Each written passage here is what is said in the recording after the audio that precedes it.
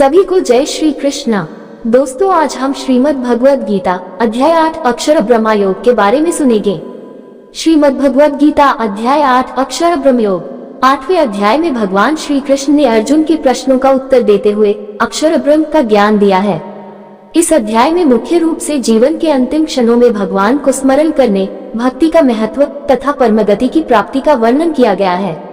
अर्जुन भगवान से ब्रह्म, अधिभूत, अधिदैव, अधियज्ञ आदि के बारे में प्रश्न करते हैं। श्री कृष्ण बताते हैं कि जो व्यक्ति मृत्यु के समय परमेश्वर का स्मरण करता है वह निश्चित रूप से परमधाम को प्राप्त करता है।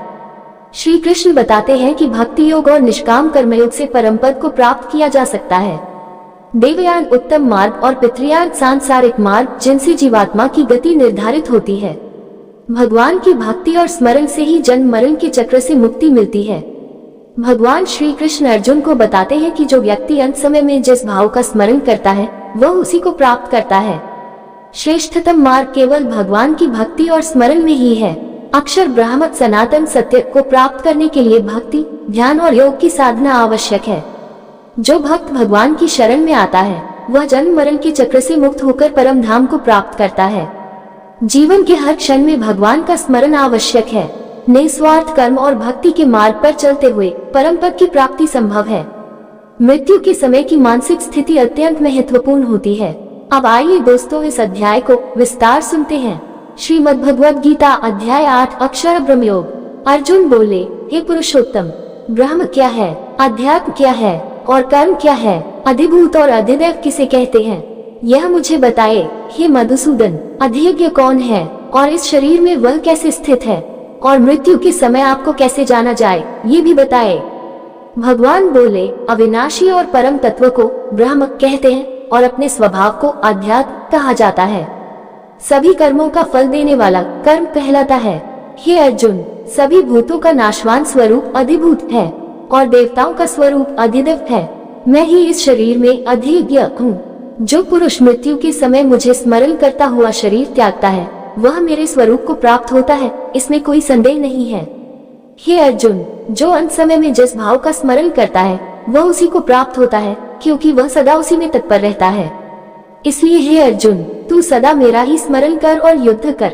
इस प्रकार मन और बुद्धि को मुझ में अर्पित करके तू निःसंशय मुझे ही प्राप्त करेगा।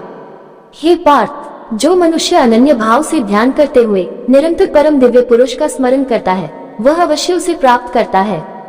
जो पुरुष सर्वज्ञ, सनातन, नियमता, सूक्ष्म, आधाररहित, अजन्मा, नित्य और दिव्य पुरुष को जानता है वह उसे प्राप्त करता है। जो पुरुष प्राण को भौहों के मध्य में स्थिर करके अचल मन से परम प्रभु का स्मरण करता है वह परम दिव्य पुरुष को प्राप्त होता है। जिसे वेदज्ञ, अक्षर, अविनाशी कहते हैं, जिसे तपस्वी प्राप्त करते हैं और जिसमें सन्यासी प्रवेश करते हैं वही ब्रह्म है। इंद्रियों को संयमित कर, मन को हृदय में स्थापित कर, प्राण को मस्तिष्क में केंद्रित कर परम पुरुष का ध्यान करना चाहिए। ओम, इस एकाक्षर ब्रह्म का उच्चारण करते हुए जो पुरुष शरीर त्याग कर मेरा स्मरण करता है वह परम गति को प्राप्त होता है। हे अर्जुन, जो मनुष्य निरंतर और एकाग्र मन से मेरा स्मरण करता है वह मुझे सहजता से प्राप्त होता है। जो भक्त मुझे प्राप्त कर लेते हैं वे इस क्षणभंगुर और दुखमय संसार में पुनः नहीं लौटते, क्योंकि उन्होंने परम सिद्धि प्राप्त कर ली है। ब्रह्मलोक तक के सभी लोग पुनरावृत्ति को प्राप्त होते हैं, किंतु जो मुझे प्राप्त करता है वह पुनः जन्म नहीं लेता। जो लोग ब्रह्म का ज्ञान रखते हैं वे जानते हैं कि ब्रह्मा का एक दिन 1000 युगों के समान होता है और उसकी रात्रि भी 1000 युगों के समान होती है। सभी प्राणी ब्रह्मा के दिन में प्रकट होते हैं और रात्रि में पुनः लीन हो जाते हैं। बार बार यह संसार उत्पन्न होता है और ब्रह्मा की रात्रि में संपूर्ण रूप से नष्ट हो जाता है।